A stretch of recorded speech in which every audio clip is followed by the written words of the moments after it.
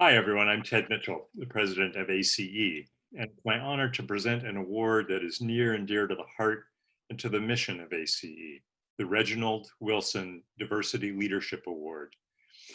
The award was established in 2001 by the ACE Board of Directors, and each year, with great pride, ACE presents the Wilson Diversity Leadership Award. The award itself is named in honor of ACE's Senior Scholar Emeritus, Dr. Reginald Wilson. Reggie has been a passionate champion of the richness and positive values gained by increasing diversity at our nation's colleges and universities. He's recognized nationwide for his efforts to increase diversity in higher education in the student body, the faculty, and the staff.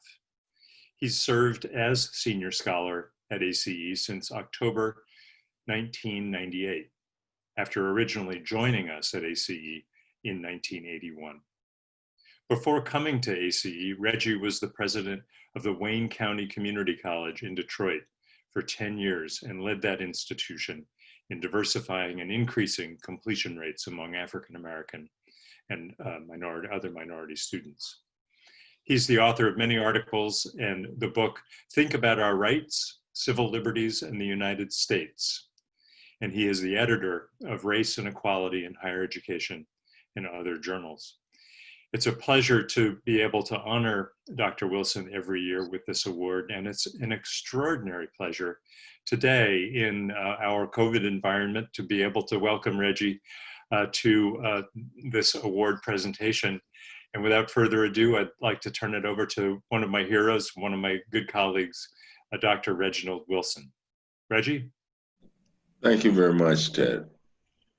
As the former president of Wayne County Community College and as senior scholar emeritus of the American Council on Education, it will give me great pleasure and honor to have the Reginald Wilson Diversity Leadership Award presented to Walter Bumphus, president of the American Association of Community Colleges at ACE. It is one of the ACE awards of 2020. Thank you, Reggie. Thanks for being with us today. It makes a world of difference to have you be here, and a special treat for me to be able to honor both you and Walter today with this award. And so without further ado, it's my pleasure to announce this year's award winner, Walter G. Bumphus, who is president and CEO of the American Association of Community Colleges. Walter is another hero of mine. Walter is a great friend, a wonderful colleague, and it's just a real pleasure for me to be able to honor you, Walter, with this award. Throughout his career, Walter's been a leader in the charge for inclusive excellence in higher education. Through the AACC board, he created, in collaboration with the Association of Community College Trustees, a joint statement on diversity, which was heralded as a forward-looking measure to increase diversity in the community college ranks. In 2012, he established the AACC Advancing Diversity Awards, which seek to recognize diversity efforts at the college and community levels. And just last year, Walter launched the Unfinished Business Agenda to identify and resolve lingering issues that impede completion for students of color. Walter is also focused on developing more senior level and CEO candidates of color through programs like the AACC Future Leaders Institute. And he offers his personal perspectives on the subject as an advisor to the National Council on Black American Affairs, Carolyn Williams and Thomas Lakin Institutes. Both of these efforts seek to increase the number of Black Americans in administrative roles. In his spare time, Walter has advised 2 presidential administrations. Under President Obama, Walter was appointed to the Homeland Security Academic Advisory Council, and the 100,000 Strong Initiative, and the White House Initiative on Educational Excellence for African Americans. and he now serves in the current administration on the Task Force on Apprenticeship in the American Workforce Policy Advisory Board.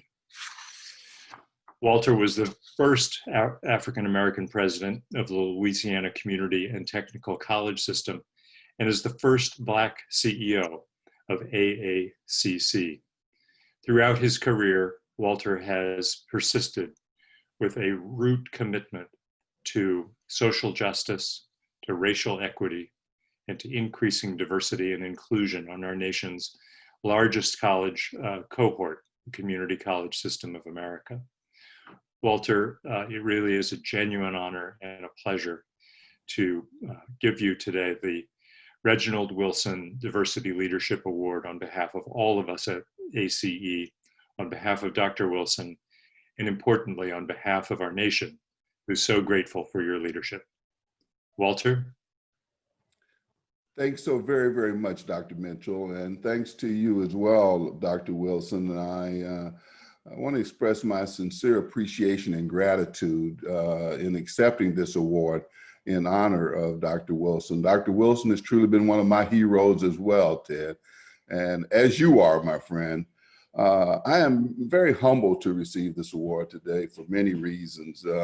First of which is the esteem in which I hold Dr. Wilson. I read about him, heard about him when I was starting my career in community college leadership, and certainly he has been a giant in the field. And so for the intellect, the accomplishments that he's had, it's truly an honor to receive this award. Secondly, I'm humbled by the fact that as I review the past recipients of this award, the Eduardo Padrones, the Freeman Rabowskis, the Millie Garcias, and many others, almost a Mount Rushmore of higher education leaders. It's truly great to, and makes me wonder, am I even worthy of having my name amongst that group? So it's indeed an honor. And lastly, Reggie, I want to say to you that in so many ways, I stand on your shoulders in the work that I do, because were it not for Reggie Wilson at ACE in the 80s, there perhaps wouldn't be a Walter Bumphus sitting at my desk today. So thank you very much for this award. Again, Ted, I'm humbled and so appreciative to you and to ACE for bestowing this award upon me. Thank you. Dr. Bumphus, thank you, and thanks for all you do. Let me elaborate on ask you to elaborate on what you were saying about standing on Dr. Wilson's shoulders. Absolutely, we all do, and we're all honored to have him with us today. There are young leaders watching this today, Dr. Bumphus, who feel that way about you, and feel that they are inheritors of the great work that you've done. Could you tell them a little bit about what's kept you going, and what brought you into higher education, and what continues to motivate you to do the hard work every day? Terrific question, Ted. You know, in many ways, I feel like we shouldn't be having the discussions we're having today about someone being the first. And it's certainly an honor whenever that happens. But the responsibility we all have when we are the first is to make sure we're not the last, and we bring others along with us. I've had many opportunities as I reflect on my career, and I can't help but think my first opportunity was as a 24-year-old dean of students going to Arkansas to open a community college. And without that opportunity given to me, I guess you'd say, and you could say I earned it as well, and certainly had a great wife to join me in moving to Arkansas, a state I'd never been to until I accepted the job. I had the opportunity to establish my professional career. And then throughout that, I tried to study great leaders, what they were doing, what they were reading, how they ran their meetings, the kinds of priorities they set for themselves personally and professionally. And in that respect, I decided to pursue a doctorate in higher education, and ended up going to the University of Texas at Austin. At least in my opinion, I thought it was the best program in the country, and by reputation it was. but in many ways, I've had people that have looked at me and thought about ways they could support and help me. But along that journey, I've tried to bring others with me. And one of the things I'm most proud of is I've now got a group of about 29 former staff members, deans, directors, executive assistants that have gone on to become college presidents. And that's the responsibility I believe we all have. And that's how can we help grow that next generation of leaders. When you look around our country today and you look at some of the challenges that we're having in many ways, the epidemic that's going on with the pandemic, the social and racial injustices that we're having a chance to view up close and personal, very personal for some of us, I might add, and also the high unemployment rates. There is so much to be done and so much that I think can be done through higher education. And so, Ted, to your question, I think that's what I've tried to do is look at ways that we can grow future leaders and nurture and develop them and help them succeed because they help our communities. Walter, you've been a tremendous mentor, not just to those that cohort of folks who are now college presidents, but to people around the country. I can't make a stop across America without someone talking about an impact that you've made in their lives, whether it's helping them get the next job or just some advice that you gave them on the fly. Your impact has been really, really extraordinary. You know, as you talked about the current environment, and I want to dive into that for a moment. You know, the COVID has certainly demonstrated to us that the inequalities that we tended to sweep under the rug were persistent. It's exacerbated those in some ways. And the racial injustices of our country continue to show themselves to us in very clear fashion across the nation. And it's created an environment that certainly is a challenge to our college campuses. What advice do you have to young leaders as they think about a return, and whatever return looks like, hybrid fashion, but how would you advise them as they move into an environment in which issues of inequality, racial injustice, structural racism are really, as you say, front and center for us? Ted, that's a real great question, a real question for me. I'm so wonderfully blessed to have 4 great kids, and 2 of them have followed me into higher education. One daughter is a dean of students in Dallas. Another daughter is the president of a community college in Houston. And I have these conversations with them often, and more often now than I'd like to in some ways, especially with the racial injustice piece of that question. But the advice I try to give them and many others, you got to lean in, you got to step in and address these issues head on, because I do believe we have the opportunity and the responsibility to try to make a difference in our respective communities. And as we can do that, then we can hopefully make a difference in our country and in our world. There are so many things to be done, too few to do it. So it's on us to make that difference. You get involved in your neighborhood. You get involved in learning yourself, helping others, teaching others. I try to make everything I do a learning experience for me, but as well a learning experience for the people I'm working with. And I think if we're open to learning and working with others, that there's not much we can't accomplish and much we can't do. Rarely can we do a lot by ourselves, but we can do many things if we include others. That's great. That's really great advice. And I think an enormous opportunity for leaders in whatever institutions they find themselves in. A moment ago, Walter, you mentioned the high unemployment rate, and you mentioned the role of higher education. You really have been the nation's leader in helping community colleges think about ways in which they can, with traditional degree programs, shorter term programs, contribute to the reskilling of America.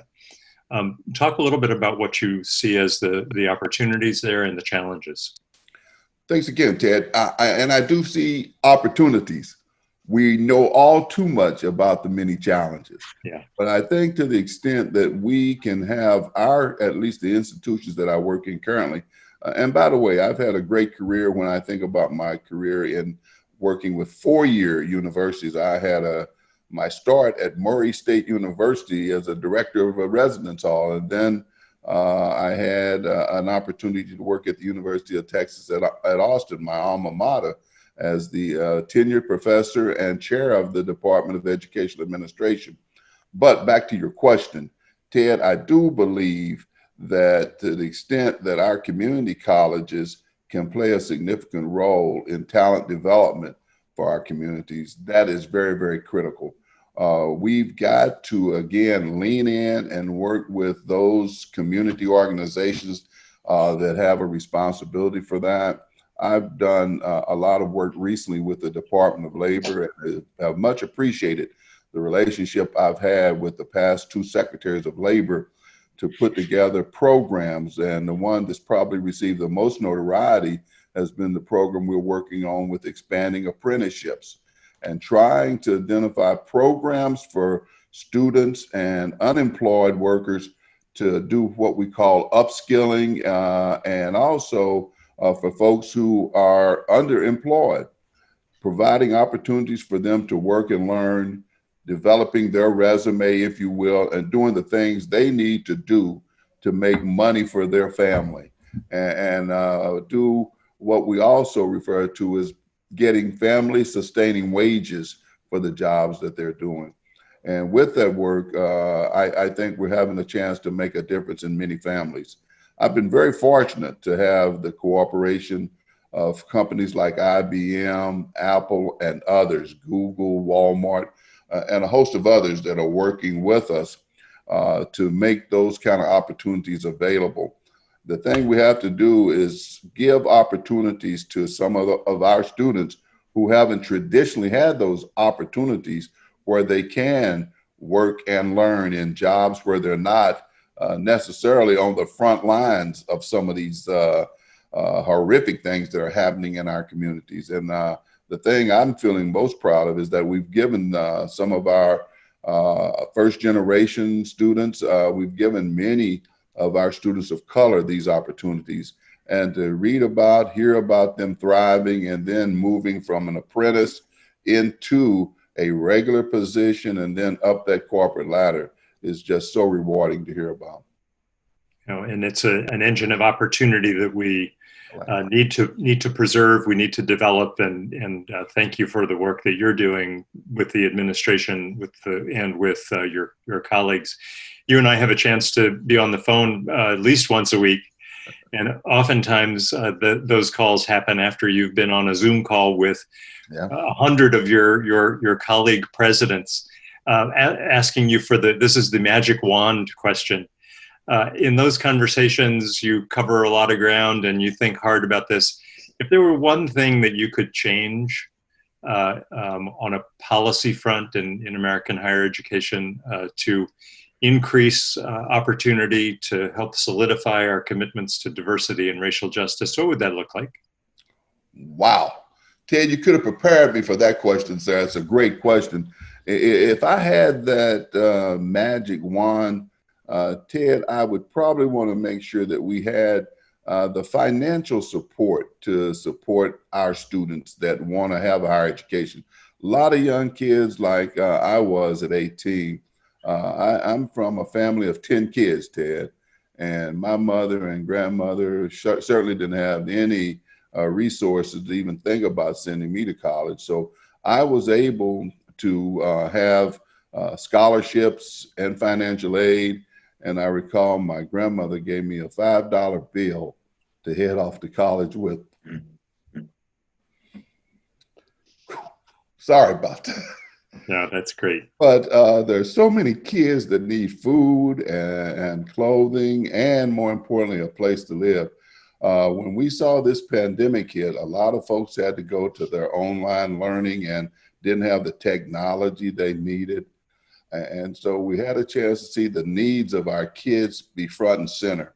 And I think you've heard me talk about this before, Ted, when I had students talking to me about they did not want to go on Zoom for fear of having to show the inside of their home, and they might have been in a multi-generational family where they had kids or they had siblings or others in the house. They didn't want to show their house on Zoom. That would have been my house growing up. And so I have great sensitivity for that. But you got me emotional this morning, Sarah. Sorry about that. But No I apology. think to the extent that we can provide our prospective students, and I'm not talking about just 18 to 22, there are a lot of students that come to us for education and training. And I like to talk about the fact we don't need to debate whether or not a student needs a degree or a certificate, skills versus degrees. It's both and.